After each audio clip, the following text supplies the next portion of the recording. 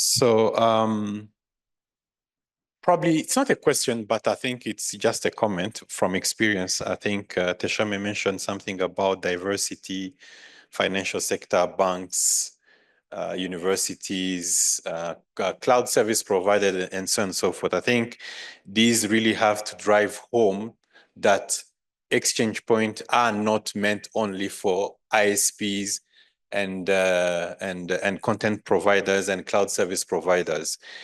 And one thing that people have also to understand is that you may have an exchange point that does not have the same size as Amsterdam Internet Exchange Point or DKIX, exchanging terabytes of traffic, but you may be exchanging traffic that is very, very relevant. An example I can share with you is in my home country in Rwanda, our exchange does not, at a very high peak of the traffic, it doesn't exchange more than 4 GB of traffic, peak traffic.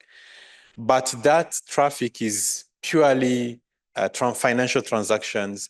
It's purely e-taxes. It's purely government traffic, portal or paying taxes or getting e-services or e-government services. I think we should not be trapped by the fact that the exchange can start with a small traffic, but that traffic can be hugely important for the country because people are paying things and so on and so forth. I think that will be a very critical thing. And another comment, I think from Dr. Asrat presentation, is just about to create that ecosystem around. He mentioned creating a technical community around the exchange. This is very important. And this is the reason why you are coming into this peering day. Don't walk away after this day. Please reach out to Teshome, reach out to the local community, be part of this. It's not like something that you come and receive only. It is something that you come, you participate, you give your ideas going forward so that ADDIX can grow into a very big ecosystem. And again, he mentioned that the exchange point is a marketplace. It's a place where you come to sell your content, get your content. You can't have an exchange with only networks of the type of Ethio Telecom that are consuming content. You need also networks that are creating content and pushing content. That's the reason why we have the Metas, the Netflix, the Amazon, and so on and so forth. I think that was a quite interesting set of presentations. I don't know if here someone has a specific question that they want to ask the panelists. Please walk to the microphone, state your name and your organization, and then you can say specifically to whom you want to direct the question. Yes, Ben? Thank you, Ben. Any other question? I think the first one was a comment to Teshome about peering DB, encouraging your members to be on peering DB. And I think that was the first comment. And then the second question. And the website also. Because also it's very important that people know exactly who are the members that are connected, what is the traffic that you are exchanging. Those are quite important. And of course, having all those information on peering DB. That was the question. I think the other one was about DNS root servers on, okay, PCH. So you were asking to invite them to come to the data centers? So the second question I asked was for IX. Have you considered deploying your code of the internet services at the IX as well? That could be working with PCH, AS42, or also deploying a DNS root server to help in-country DNS performance and might encourage big operators to see a benefit to peering. And I can repeat the other question if you Yeah. The third question was talking about ecosystems and encouraging hyperscalers to build in and CDNs. They're all businesses and they all need to build that business case like we all do. Internet usage at the moment is about 19% of the population, according to ISOC Pulse. I just checked. The Africa average is 42%. How do you think that can be improved to help that business case balance? Thank you, Ben. Just it's a very good question, and hopefully we should answer together in a way. But for the PCH and DNS server, we have not yet started with PCH, but it's one of the plans that we should cooperate. And as I said earlier, even if established, but there are a number of things that has to be done for this AX. We are working on that, and there are many services that has to be delivered from this ecosystem. As you said, one of that is a DNS root server, which is important to be locally here. Just if someone searches something, there should be a director like to be directing the system is here in Ethiopia. So that is the plan. Hopefully, we are going to implementing in this year, and which is important and prioritized part. So as we said, the population of Ethiopia is very high. We don't need to go everything to go there, so everything has to come. And the CDNs, I think I better direct to my colleagues very much. So firstly, thank you for the questions.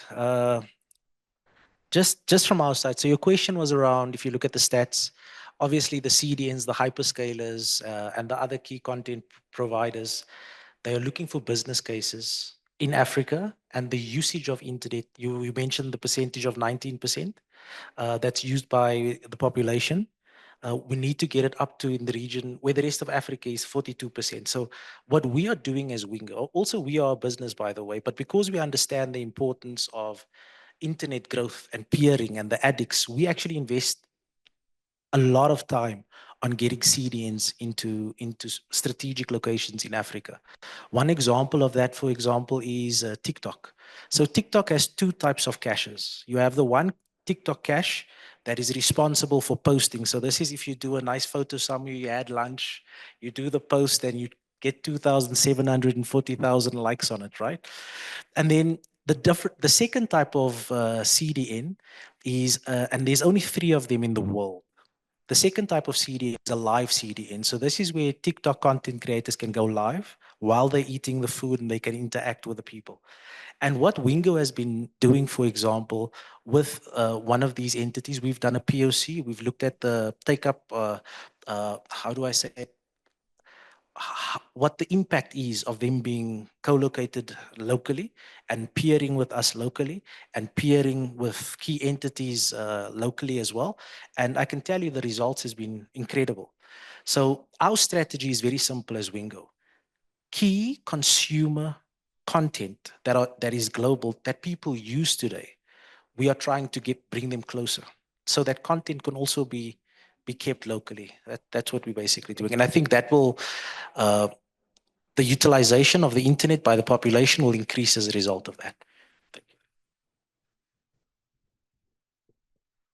I think just to add something about the services that we are planning, as I said, apart from the DNS root server, we are even planning to have some, of course, some mailing servers and some time protocol.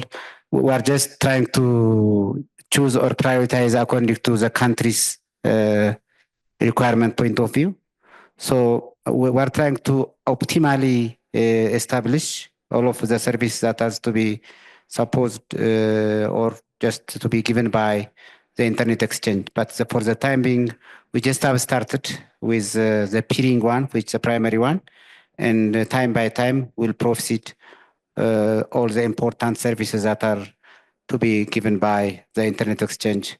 As the practice is showing, there are a number of services to be served locally, which is important, as I said, from the delay point of view and from the economy point of view, where Ethiopia is a very big country and spending a lot of money for the gateway traffic.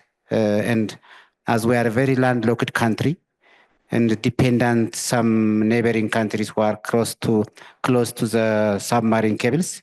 So we have to optimally use such type of interventions to decrease our expenditure in foreign aspect. Thank you. So just to add on the third question, I usually do not like to just see a statistics figure and just make an assumption based on that. That 19% might be lower, but if you really look at the population of 120 million, that's around 23 million people, which is a lot of users. However, I think what that statistics doesn't tell is how the people are connected, how often do they use, what do they use, what is the quality of the service, the interruption. There is a lot of other variables that are not considered when just one figure is seen. So what I would encourage the CDNs and of course the local stakeholders is sometimes one or two of these big players coming into the country can actually boost that figure, as we have seen in a lot of places in Africa, just by deploying a POP of one of the big players, have actually increased the number of users because they can get good quality efficiently and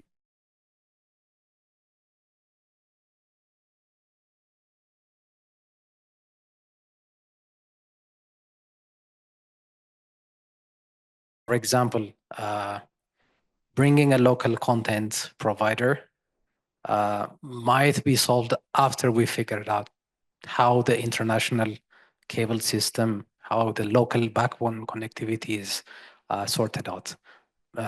Because that part of the cost is significantly higher, that it would just discourage a lot of players. So sometimes, like taking a step-by-step approach is important. And then the third important point is that sometimes in Ethiopia, what I observe is that most of the decision are being made by, I would say, by people that might not necessarily have the right context. So having a group of technical engineers into a room and giving them a goal saying that, okay, we want a local content. What would the technical solution look like? People from Safaricom, Ethio Telecom, Websprix, and a bunch of other engineers can come together and provide an option. Maybe that option might not be implemented right away, but at least it's a start, right? And then slowly you can increase that by approaching the CDN and say that, we have this idea. What do you think? And then you can get some input from them. So build upon some iterations step by step so that you can solve some low-hanging fruits first to encourage and then increase it. And maybe along the way, you can find that some of the reasons you initially think might not be as severe challenge. Thank you, Robel. Thank you for those comments. So I have one question online and another question. Probably one question, I will start with the question to Dr. Asrat about education. How would the education sector benefit from an exchange point from an academia kind of perspective? Probably research also, you can talk a little bit about the research. How can an exchange point really help the education sector move forward to the next level, specifically in Ethiopia? And the second question is more to everyone, is someone asked and said, how does the financial sector, particularly banks, benefit from Exchange Point in relation to their internet-based online service? Specifically, how can banks minimize traffic costs, given that they subscribe to a fixed amount of bandwidth from an internet service provider? So how would you answer that question? And then probably we can take one last question from the audience if there are any, and then we can conclude. Dr. Asrat.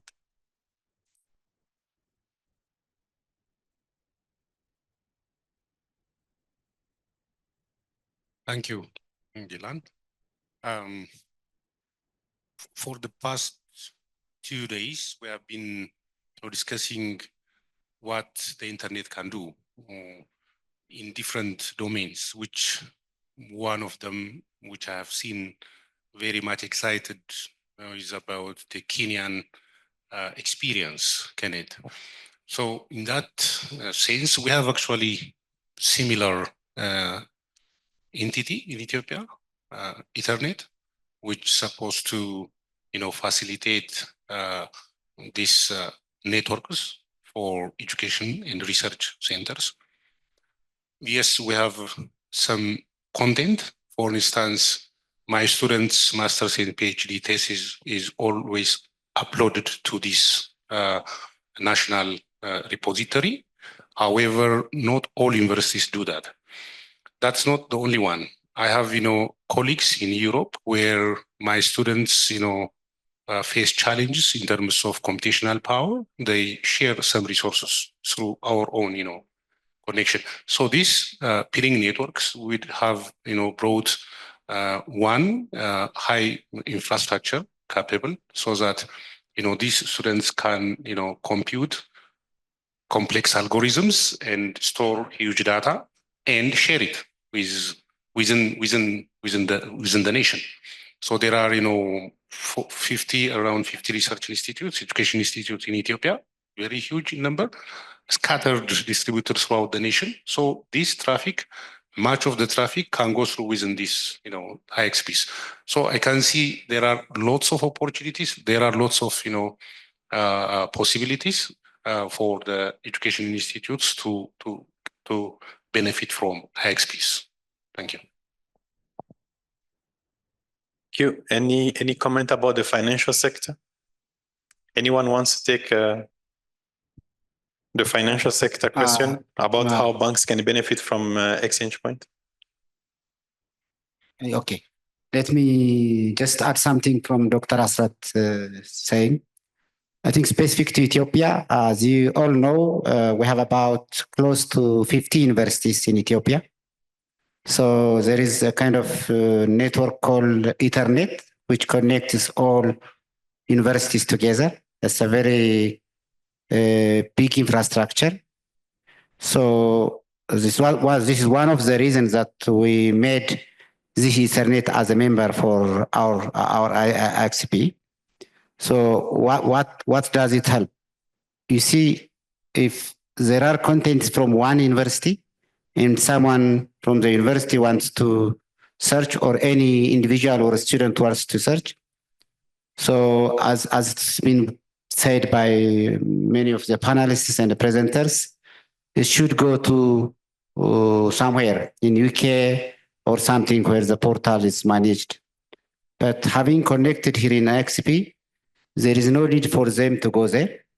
So what decreases is the speed, basically. And again, at the same time, it decreases the congestion of the ISPs going here and there.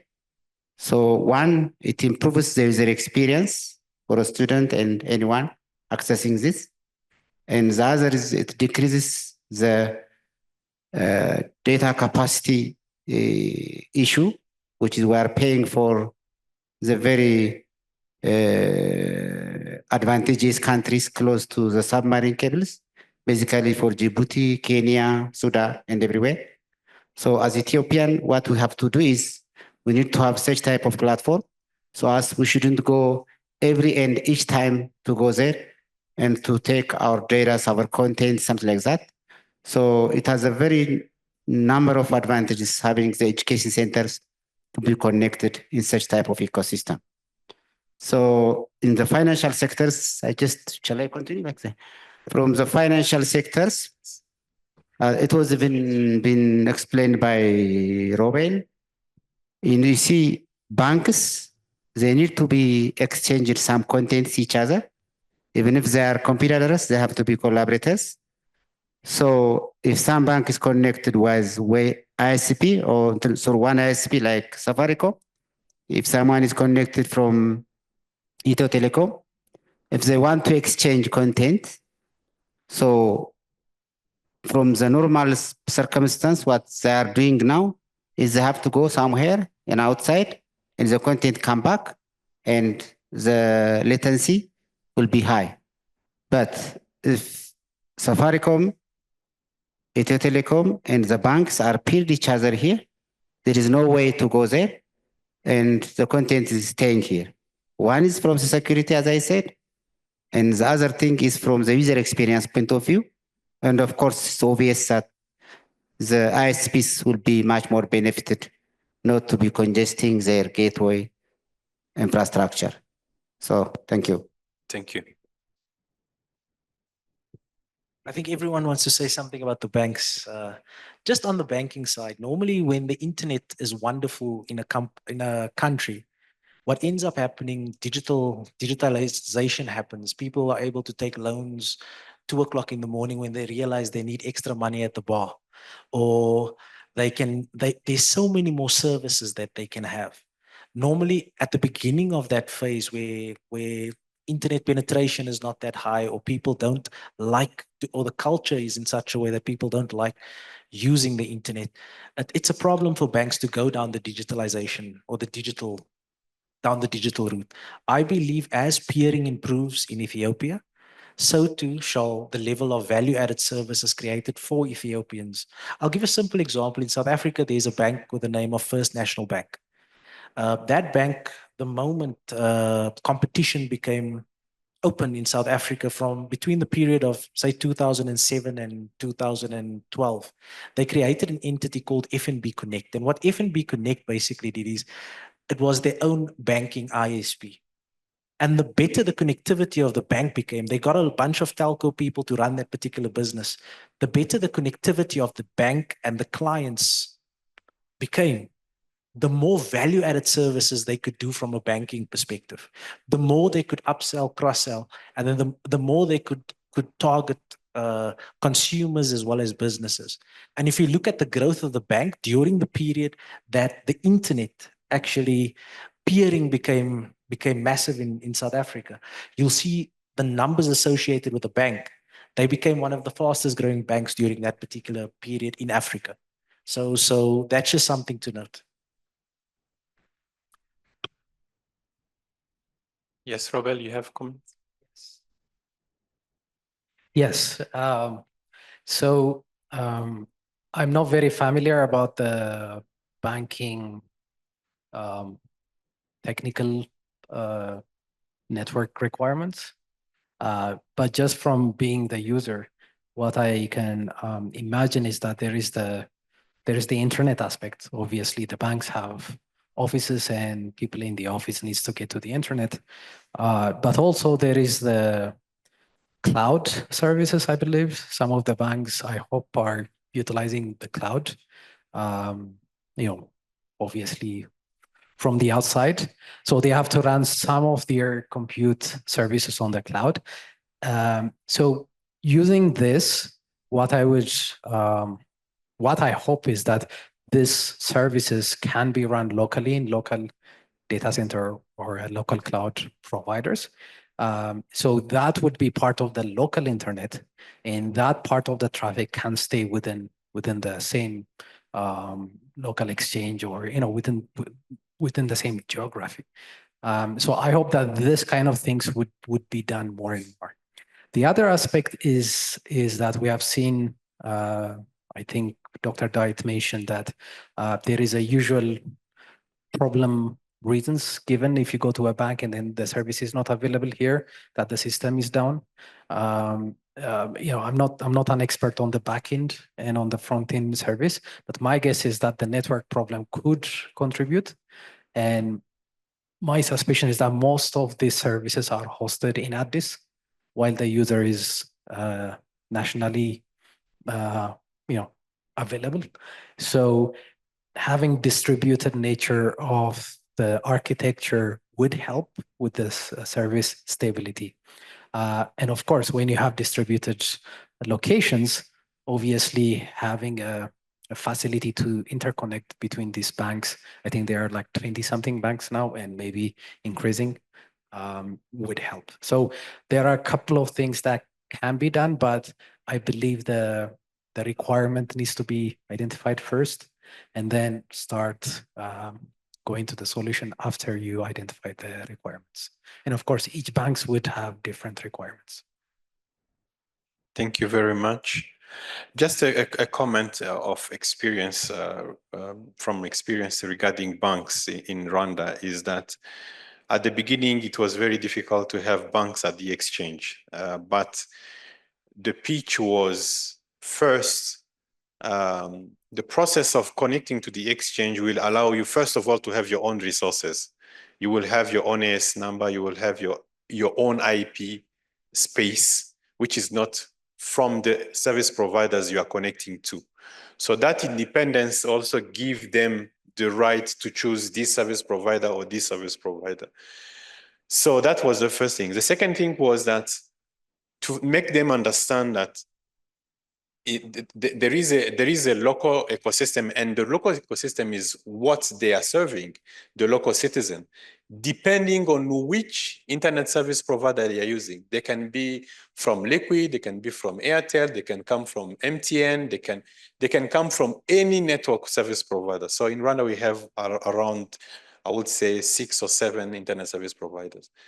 In the same time, as they are connecting to the bank, they need to have those services. So imagine the internet connection from here to Marseille, quote unquote, is cut, and all of a sudden that service is no longer available. So connecting to the exchange allows the bank to be present, to be visible, to be serving its client, even if the internet connectivity is cut from the subsea or from the neighboring country, or from any routing leak or hijacking that could have happened. So there are many advantages that the exchange, the banks could benefit from an exchange. Of course, what I would advise to maybe addicts is probably to invite the sectors separately. If you are inviting the banks, invite them in one room because they have specific questions. If you are inviting TV stations, they have their own specific requirements, invite them specifically. So you divide that approach and then you can move forward sector by sector and so on and so forth. If you're inviting universities, invite them in one go. So that will be helpful. All right, so thank you very much, everyone. Can we have another round of applause to our speakers? Can we have some gift for them? You know, the speakers are not here just for the sake of being there. We have a few gifts just to appreciate your contribution.